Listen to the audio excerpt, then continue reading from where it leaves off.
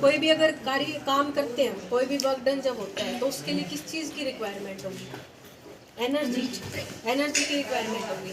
Energy है तब तक हम काम करते हैं। यानी कि एनर्जी कैसे डिफाइन होगी? Energy is ability to do work. जितनी एनर्जी होगी हम उतनी ही कैपेसिटी के साथ, उतनी ही क्षमता के साथ कोई भी कार्य कर सकते हैं। तो energy is defined as the ability to do work.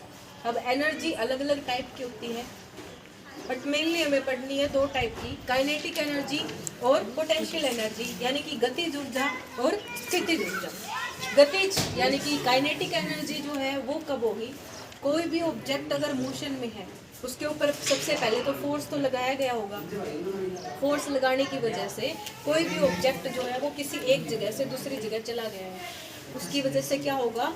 अब जो काम किया है वो किसी न किसी रूप में तो उस ऑब्जेक्ट के अंदर स्टोर होना चाहिए, क्योंकि एनर्जी को ना क्रिएट कर सकते ना डिस्ट्रॉय कर सकते। तो जो हमने उसके ऊपर काम किया है, वो काम, हमारी एनर्जी बर्न हुई है किसी काम को करने के लिए, वो एनर्जी किसी न किसी रूप में उस ऑब्जेक्ट के अंदर स्टोर तो हुई होगी। तो मोशन की वजह से जो एनर्जी आई है वो एनर्जी क्या होती है? वो एनर्जी कहलाती है kinetic energy. The energy possessed due to the motion of an object is known as kinetic energy.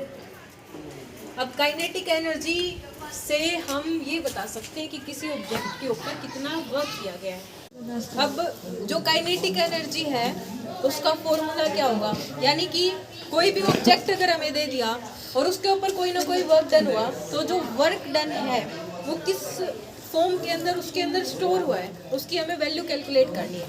अभी हमने पढ़ा था कि जो वर्क डन है वो किसके इक्वल होता है?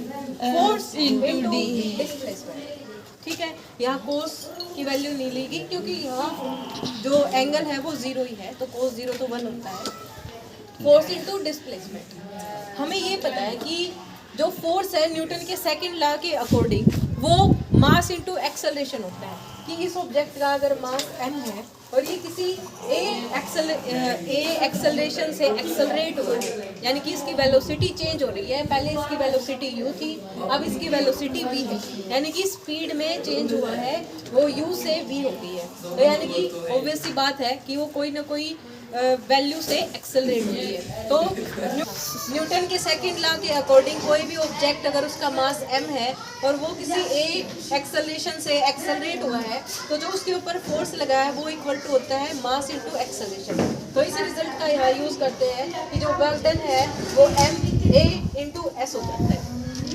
वही अगर हमें ये बताना है कि पहले ऑब्जेक्ट u स्पीड से चल रहा था, अब वो v स्पीड से चल रहा है, a से वो एक्सेलरेट हुआ है, s उसकी डिस्प्लेसमेंट है, तो इक्वेशन ऑफ मोशन हमें बताती है। कौन सी equation of motion? Third equation of motion हमें ये बताती है कि v square minus u square is equal to 2as, जहाँ पर जो s है वो डिस्प्लेसमेंट होगी। तो इस रिजल्ट का यूज हम यहाँ कर लेते हैं। यहाँ से अगर हम s की वैल्यू कैलकुलेट करते हैं तो 2 यहाँ मल्टीप्लाई है, वहाँ जाकर ये डिवाइड में होके s की जो वैल्यू है वो v square minus u square by 2a निकल के आती है। वो यहाँ सब्स्टिट्यूट कर दें अगर, तो m into a, v square minus u square upon 2a। a एक मल्टीप्लाई और एक डिवीजन में है तो कैंसिल आउट हो गए, हमारे पास m v square minus u square by 2। अगर इनको अलग अलग सेपरेट करके लिखा जाए, half m v square minus half m u square, ये किसके इक्वल आ गया? Work done. यानी कि हम निकालना चाह रहे थे कि मोशन की वजह से कितना वर्क डन हुआ था। हमारे पास क्या आता है कि मास और वेलोसिटी जैसी कुछ टर्म आती है। इसका मतलब क्या हुआ? किसी भी ऑब्जेक्ट के पास उसकी मोशन की वजह से जितना भी चेंज आता है उसकी एनर्जी में, वो किसके इक्वल हो गया? वर्क डन के। और वो एनर्जी क्या कहलाती है? उसकी मोशन की वजह से काइनेटिक एनर्जी। यानी कि यहाँ से फॉर्मूला बनता है काइनेटिक एनर्जी का हाफ mv स्क्वायर। अगर ये एज्यूम करके चलते हैं कि स्टार्टिंग में हमारा जो ऑब्जेक्ट था वो रेस्ट के ऊपर था, तो u की वैल्यू कितनी होगी?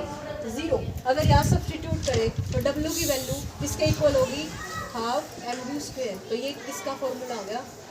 यही कौन है? हमारी काइनेटिक एनर्जी। तो यहाँ से फॉर्मूला आता है कि हमारी काइनेटिक एनर्जी किसके इक्वल होगी? Half mv square. यानी कि कोई ऑब्जेक्ट जिसका मास m है, फोर्स अप्लाई करने के बाद वो किसी v स्पीड से अगर चलता है और एस डिस्टेंस कवर करता है, तो उसके अंदर जितना वर्क डन, जो उसके ऊपर जितना वर्क डन किया, तो उसके अंदर कितनी एनर्जी स्टोर होती है, mv²/2, यानी कि ½ mv²। आज के लिए सिर्फ इतना ही।